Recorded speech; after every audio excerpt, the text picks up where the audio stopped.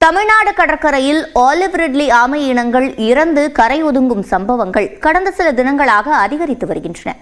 கடல் மாசுபடுவதை தடுத்து நமக்கு உணவளிக்கும் உன்னத பணியை செய்யும் ஆமைகள் அழிவின் விளிம்பிற்கு செல்வதற்கான காரணம் என்ன என்பதை இந்த தொகுப்பில் காணலாம்.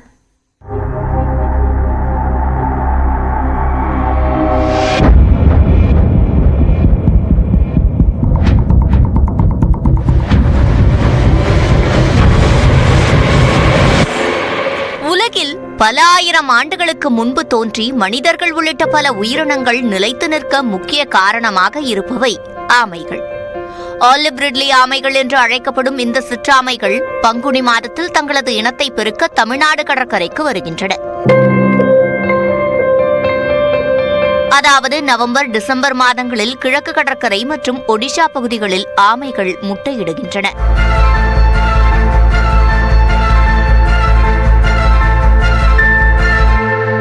குஞ்சுகளாக பொறிக்கப்பட்ட பின்னர் ஆண்டுதோறும் பல லட்சம் சிற்றாமைகள் தமிழ்நாடு, புதுச்சேரி உள்ளிட்ட கடற்கரையில் இருந்து கிழக்கு கடற்கரையை நோக்கி நீந்தி செல்கின்றன.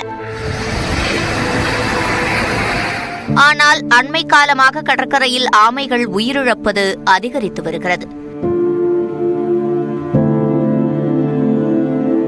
கடந்த ஆண்டில் மட்டும் கோவளம் முதல் சென்னை மெரினா வரை 1000த்திற்கும் மேற்பட்ட ஆமைகள் இறந்து கரை ஒதுங்கியுள்ளன.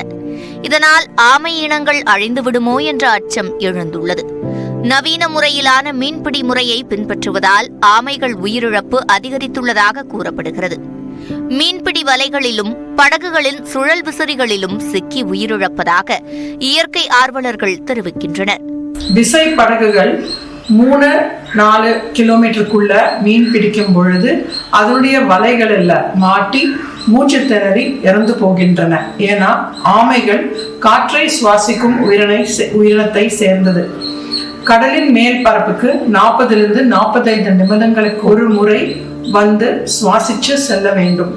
இந்த மாதிரி சமயங்கள்ல இந்த வலைகள் 1 மணிலிருந்து 3 மணி நேரம் கடலில் இழுக்கப்படும் பொழுது இதில் தவறுதலாக மாட்டிக்கொள்ளும் போது அந்த ஆமைகள் மூச்சு திணறி இறந்து வேண்டுகின்றன.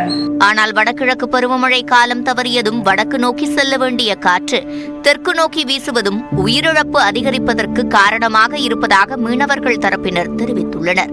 வழக்கமா தெற்குல இருந்து வடக்கு நோக்கி கடல் நீரோட்டம் இருக்கும். ஆனா இந்த 3 மாசங்கள்ல வழக்கத்தை விட அதிகமா வடக்குல இருந்து தெற்கு நோக்கி இருந்ததுனால வேற இடங்கள்ல இறந்த ஆமைகள் கூட இங்க ஒதுங்கிறதுக்கு இந்த தடவை வாய்ப்பு நிறைய இருக்குன்றதுதான் எங்களோட விஷயம். உண்மையிலே சுற்றுச்சூழல் துறையும் வனத்துறையும் அது இறந்ததுக்கான காரணத்தை உண்மையிலே சொல்லணும்ன்றதுதான் நம்மளோட கோரிக்கை.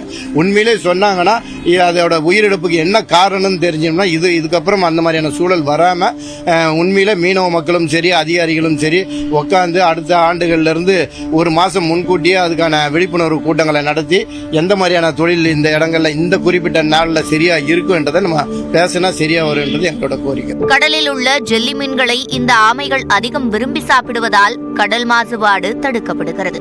மேலும் நமக்கு உணவாக இருக்கும் மீன் இனங்களும் பாதுகாக்கப்படுகின்றன. எனவே ஆமை இனங்களை அழிவிலிருந்து பாதுகாக்க வேண்டியது அவசியமாகிறது. நியூஸ் 8 தமிழ்நாடு செய்திகளுக்காக ஒளிப்பதிவாளர் பாண்டியனுடன் செய்தியாளர் லிபிகா பழனிவேல்.